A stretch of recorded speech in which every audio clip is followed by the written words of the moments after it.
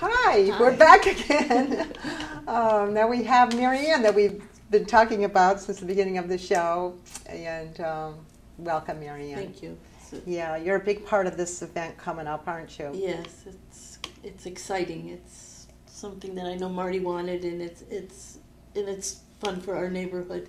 Yeah. And it's exciting because there's going to be a lot of people coming back that lived in the neighborhood years back and that grew up, and they're coming back to listen to the polka music and to meet up with people they haven't seen for a long time. So it's heartwarming to see that happen. Yeah. Now, how are you advertising this? Because it was said earlier that there's 100 people that are already signed up for it. And how did they hear about it? Because I noticed a sign on my walk that was put out there, probably Right. by Chris. Right. What else has been working for you? My Facebook friends. Okay. I put it on Facebook and sent it out to all my friends, and that has really helped. My emails, all my contacts through my emails, and the community notes, and word of mouth. Wherever we meet people, we start talking about it. And when they hear that it's Marty's Polka Band, they get very excited, and the people want to hear it. And you know, so it's an exciting. Excitement in the neighborhood just knowing that this is happening, you know. Wonderful. And one of the things that Chris, I think we'll talk about it again, that we mentioned was that we're having a memory wall. And we're asking the people that have lived in the neighborhood or grew up in the neighborhood to bring their old pictures, mount them on foam cord, and we're going to have a memory wall where we'll hang them up so that people can see the neighborhood past. And, how lovely. Yes, and we got some old pictures of Tony Barone. He was a featherweight or a lightweight, I don't know, boxing, but we have a picture of him. His family's bringing that, and my family, and a lot of the old neighborhood families are coming in. It's going to be fun to see. Yes. Now, do you have a website? No, we don't. I tried to look it up. No, we don't. We're very tiny. We really are very tiny. We're small, but we're deadly. That's what I tell everybody. Oh, that's a good saying. I like that. That's really good. Now, what was I going to say? How long have you lived in the neighborhood? Were you born there? Yes. We were all. The house that we live in was my grandfather's. It's been in our family for 110 years. Oh, my goodness. goodness. There's been only 2 other owners of the house.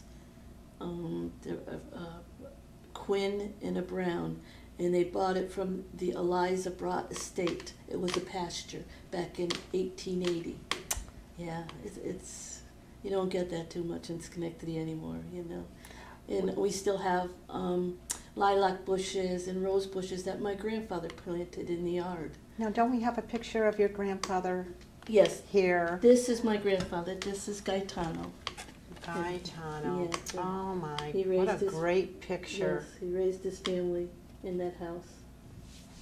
That is so awesome, and that's the original frame, I'm sure. My father lived on the first floor, and his sister lived on the second floor, and they were raised there. And I was all interested in family history. I'm a genealogist, so I was constantly asking her questions about the family. So she brought me up in the attic one day. She says, I got to show you something. And these pictures were up there, and I swear they had 100 years of dirt on them, you know. And she gave them to me. She said, I'll give them to you if you promise to display them. And they're in my dining room. What a treasure. Yeah. I can't So you took them off your wall to bring here today? I did. Yes, I did. Oh, my. Yeah. Well, that definitely is a treasure.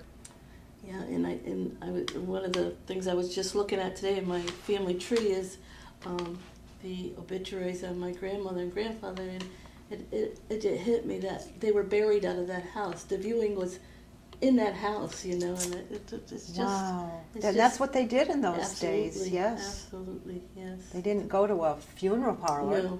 No. It's nice to have that. It really is. And wow. My father and all the brothers and the sister, we were all born there. And I had an uncle. My father's name is Nicholas, and I had an uncle Nicholas that was before my father, he drowned in the Erie Canal in 1905.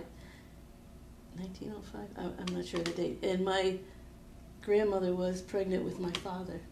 So he drowned in June, and my father was born in September, so they named him Nicholas after my uncle that drowned in the Erie Canal at the top of John Street. There was a bridge that went over the canal. Really? Yeah, yeah.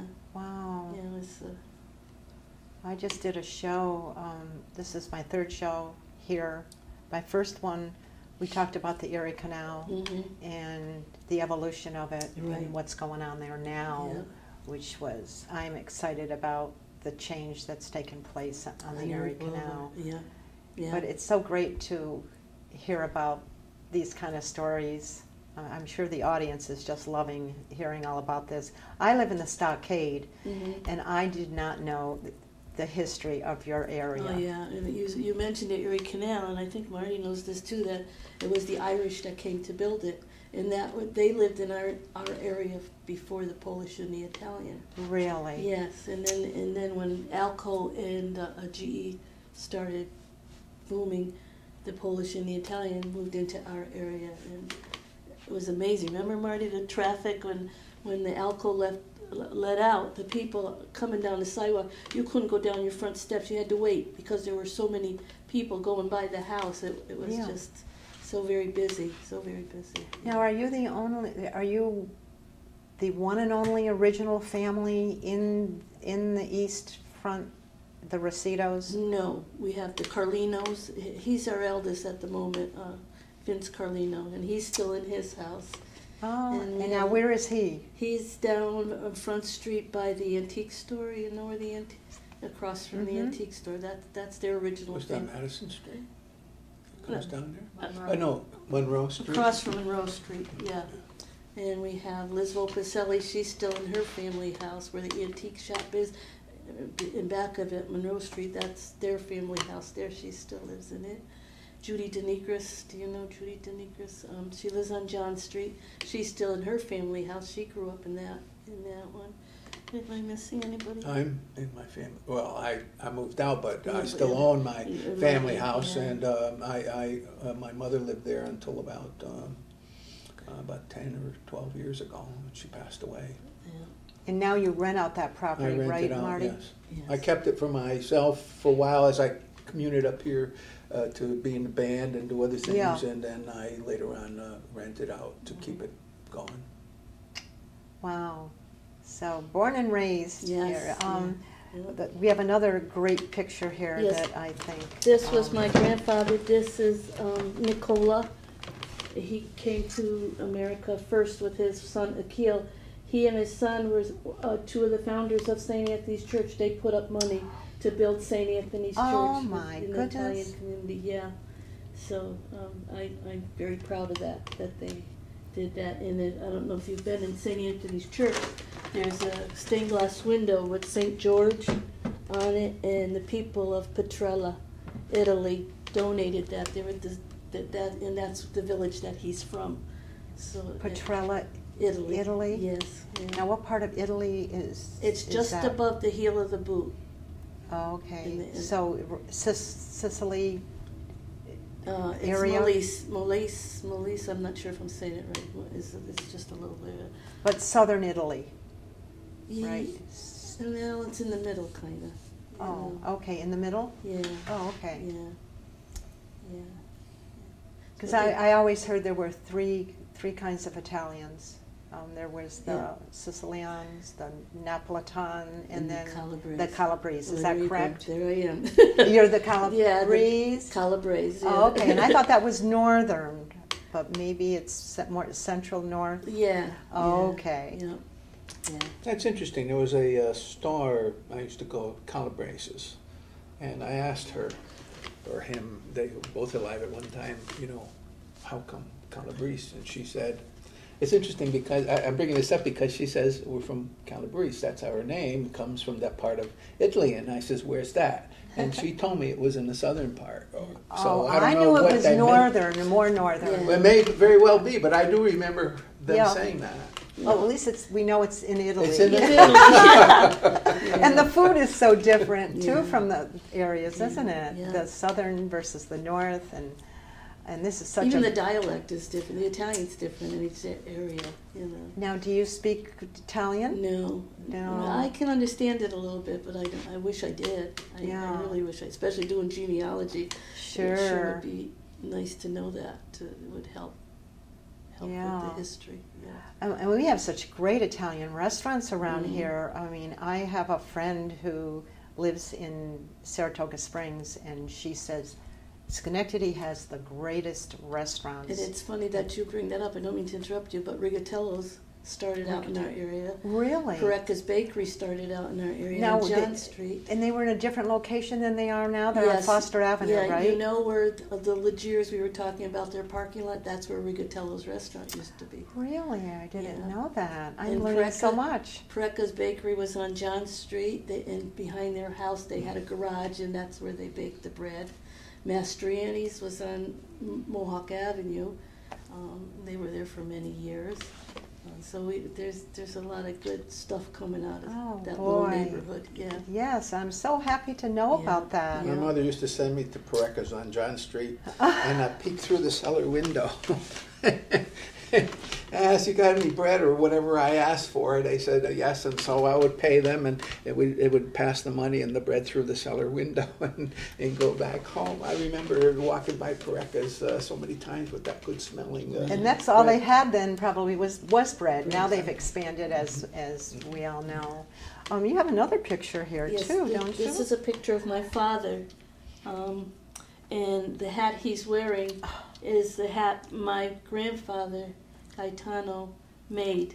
He had a haberdashery in Italy, and he made hats, and that was one of the hats that he. Great hat. Yeah. Great picture. Yeah, I love this picture. It's my favorite. Oh really is. boy. Yeah.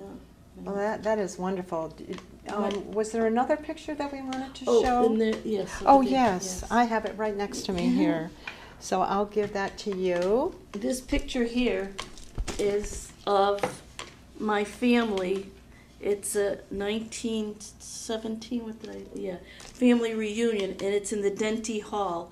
It used to be on the corner of River Street and Front Street. Now And just my- hold it up straight, even though we're going to get some other angles on it. And my father is the third person from the right And when we'll he was try a young to. boy. Yeah. Who's on the corner? Where? River In the, Street? Street, he's in the Front front row, your father, Yes, right? front row, Number third 1, person. 2, 3. Right. hmm I remember How about that that? building. Yeah, that's Do you where remember it? Yeah, that's It where was that building? Yeah, it was that building. Oh, yeah. What a great picture. Yeah, yeah. Well, I am just so delighted to learn all of this information. I love history, and I'm particularly interested in local. And I was born and raised in Schenectady, and I lived in Niskayuna, but now I am a resident of the Stockade for the last 10 years. Yeah. And I love it down here. It's nice, yes. And I walk by your area all the see time, you. like I said, see do you? walking. Yep. And we hadn't really met until today. Right, right. So I think people know that I'm a walker. So do you guys want to add anything? Look, can I just tell the story about my father and his love for the neighborhood? Sure. My father was a big man. He weighed 230 pounds, and he got cancer. And when he was home this one day, he was very weak, and he went from 230 pounds down to 79 pounds. And he was very active in the neighborhood, and he said to me one day, "Would you walk me outside?" I said, "Sure, Dad." He was very frail. I had to hold him. And I got him to the house next door. They had a bench, and he sat on the bench. He said, "Just leave me here for a few minutes." I said, "Okay." And they got in the house, and I realized what he was doing. He was saying goodbye to the neighborhood. Oh, what a beautiful story. Yeah. And so I left him there for about 10 minutes, and I said, "You ready?" He says, "Yeah." He says, "I want to go in now." I said, "Okay." And he died like a few days after. That was how he was saying goodbye. Yep. Beautiful story. So that's what gives me the drive to fight for the neighborhood. I want to save it because of him, because of how much he loved. Well, we're blessed to have you here today Thank you. and to share all that wonderful emotional attachments that you've got and have nurtured all these years. It means a lot to our family, even though a lot of them aren't in the neighborhood. They still love it. They still talk about it. You know. Well, so. thank you so much Thank you for for having coming us and too. sharing with our community. I love it too.